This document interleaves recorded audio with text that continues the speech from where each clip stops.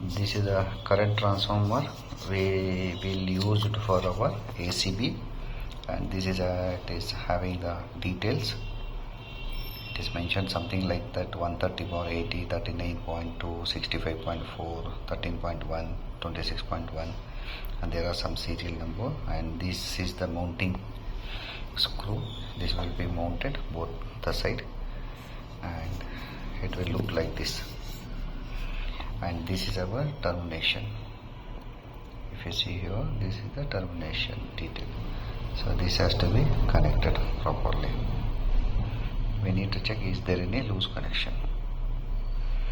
We just marked N so that there is no confusion. So this is what we done.